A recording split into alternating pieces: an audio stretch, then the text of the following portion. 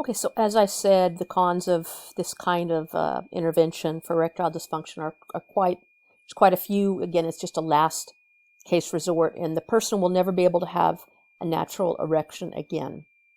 So if I go back here, let's see.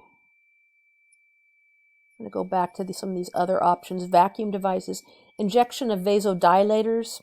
What that is, it's going to sound painful. It makes a lot of people cringe, but it's just a subdermal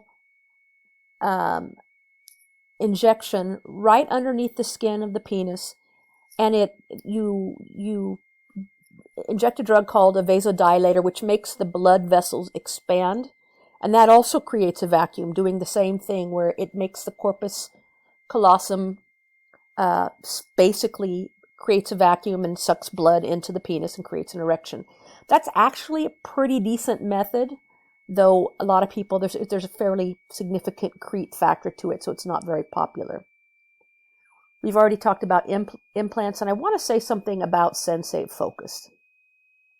I don't have a slide on this, so I'm just going to talk without a slide.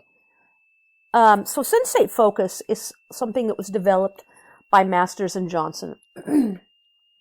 And it is a type of therapy. It requires a couple to be together.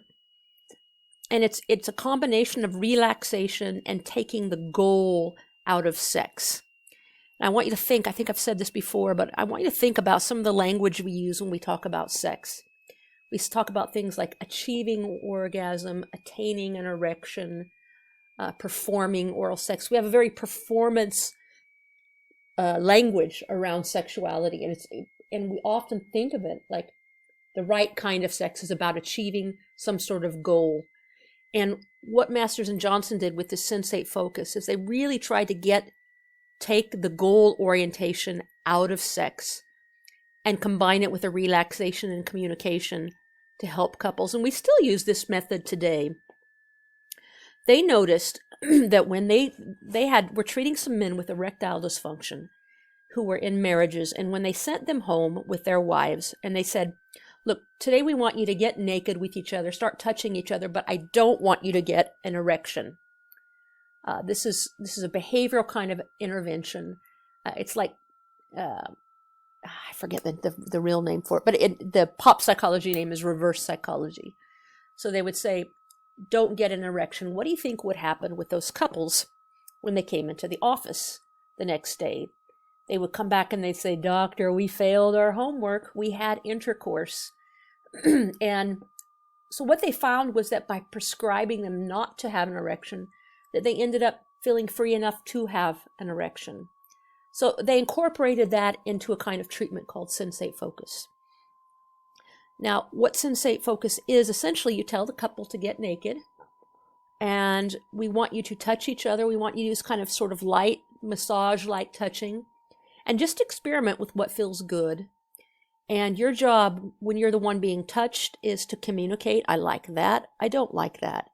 Oh, can you do that a little harder, a little more in circular motion, whatever.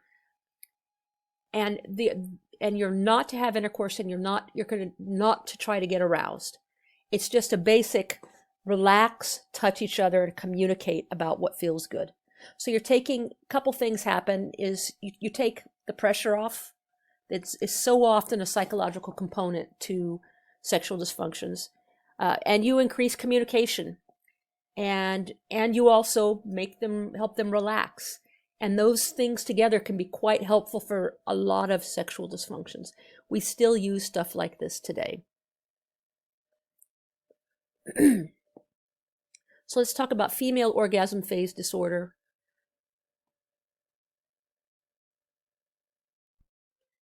Female orgasm phase disorder is a bit more common than male orgasm phase disorder.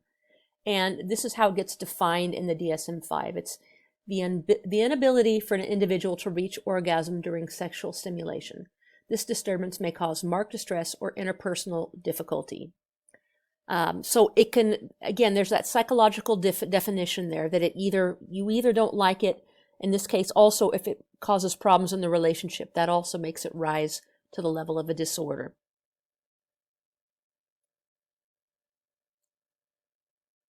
Some common etiologies to female orgasm phase disorder include trauma, sexual trauma, and just imagine if we take our attachment knowledge that we have, is that when you have been having sex with people, if they have been abusing you, hurting you, not taking your needs into account, that is going to set you up in the future when you get into sexual type encounters to be afraid. And that's going to be something that's going to be really detrimental to your ability to have sex, let alone enjoy sex. Some other things that have been implicated in terms of female orgasm phase disorder have been medication. So like I said, a really common one these days are the SSRIs, and other kinds of medications that we talked about earlier. Hormonal disorders, and like I said, even for women, testosterone is the hormone that's most implicated in sexual functioning and being able to have an orgasm. This particularly can be something that happens for women in perimenopause. Another one I have here is inadequate education, shyness, or shame about sex. This is not that common these days, but I still see it on occasion. I see it usually in religious people in, extremely conservative religious communities where they've been taught that, and what I've heard people say this in my office. They've said, you're taught that sex is bad, bad, bad, bad, bad until you're married, and then it's a loving act. And and that's a lot for a brain to process, to sort of go from being bad to it's great. And some people can't make that leap, and some people never masturbate. Their sexual behaviors don't have anything to do with masturbation or their own knowledge about their bodies. And because they have shame or shyness, they don't communicate. So those are also possible etiologies. There are a few medical conditions that can cause this as well, like a high fever can make it hard for a woman to have an orgasm. And then finally, relationship problems can be cause as well, where somebody might be extremely angry at somebody else and therefore has a hard time having an orgasm.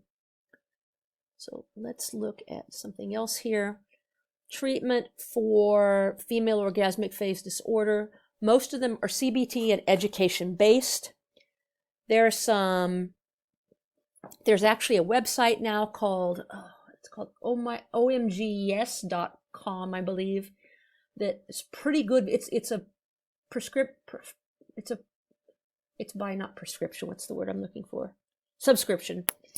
And it costs, but it's really good educational videos about how to have an orgasm if you're a woman. There's also some pretty good stuff, other stuff online. This book right here, it was written by Joe LaPiccolo and Julia Hyman, and he was actually the one that got me interested in sex research. But pretty good stuff in here too, called Becoming Orgasmic. But again, a lot of times the idea is to get the pressure off, because if a woman feels like I have to come because otherwise, think CBT. If my underlying belief is otherwise something's wrong with me, or otherwise I won't please my partner, those are thoughts that are really unhelpful and need to be challenged. Other kinds of behavioral treatment include sensate focus, like I said, with men in terms of arousal phase disorder. Couples therapy and education and communication about sexuality are important. And I want to show you this other thing here, the Eros clitoral therapy device. This has been modified, if I understand correctly. And now, what's the name of it? I had some students who told me about this one time. I didn't know it existed. But at any rate, this is called the Eros clitoral therapy device. It's a whopping $325 online.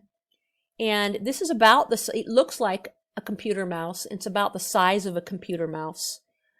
And it has a little suction cup that goes on your clitoris. And it sucks the blood into your clitoris, just like some of those other devices we've seen. Though, interestingly, the ones for men are only like $30, but of course the stuff for women's more expensive. a few years ago when I used to show this, and it is FDA approved, which is why I show it, but a lot of women don't like this. When they first put it out, they had some stars up that you could give it a rating, and gradually it came to only get like 2 stars. So this particular device doesn't get very good reviews, but there are things like this, and there's even some sex toys that I forgot the name of that are based on this vacuum kind of method that literally I had 2 women in my class one time who like looked at each other from across the room, were like, oh my God, do you know that toy? Yeah, I do. And anyway, so this is a thing too. It is FDA approved, though it, from what I see from online, it probably isn't the best device. Okay, let's talk about premature ejaculation. So how long do you think somebody with a penis needs to last before you consider it a problem? And some of you out there are saying, and some of you heterosexual women are saying he needs to last 10 minutes. But how do you define exactly what the right time is? And this also gives you an idea of how difficult it can be to define what a disorder is.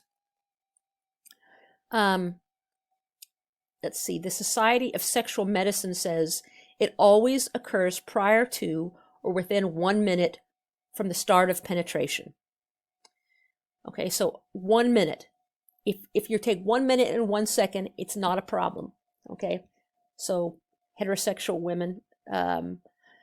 So not very long is the definition. We really don't know what causes this. And I'll tell you what I suspect causes it. If you go back to what we talked about, the bell curve, remember our bell curve here, is that remember that only about 20% of women can have an orgasm through penetration alone.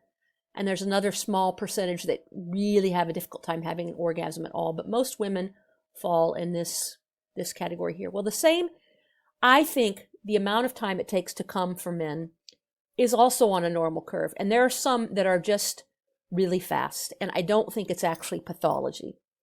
I think it's just normal variation. Now, it does cause distress. It causes relational problems. It causes personal problems. People get embarrassed by it. But we don't really understand why it occurs. Like I said, that's my theory, is that it's not really pathology. That's just normal variation. Treatment of premature ejaculation. There are certain kinds of sex therapy designed to target it. And there's a little comic for you. Some of the types of therapy that have been, the very first one was called the squeeze technique.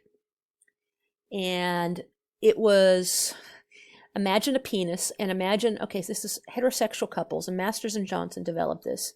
And it had some effectiveness, but they'd say you're going to start thrusting, and then you're going to pull out, you're going to stop, and she's going to take her finger and her thumb and press just below the head of the penis on the shaft for 30 seconds. And sure enough, that would slow him down, but it would also slow her down. And it was also awkward and not the most enjoyable intervention. So there was some effectiveness, but it wasn't that enjoyable. And they found out that you could even take the squeezing part away and just do the stop-start, that he's going to withdraw for a little bit, no more thrusting, and then start again. What a lot of men will say is, I feel like I don't have control of my orgasm. But the problem with this explanation is most men feel that once they get a certain point, it's called, I think, orgasmic inevitability, that nobody really has control over it after a certain point for men. So that explanation probably isn't adequate either. One thing that some men anecdotally say helps is Kegel exercises, so that, tightening the muscle that controls urination. That doesn't have good research behind it, but it doesn't hurt to try, and some men say it helps. And finally, the last thing is, if you remember, antidepressants can cause the slowing down of orgasm, so you can use them actually to help men slow down their orgasm. So you can use them and get that as a desired effect.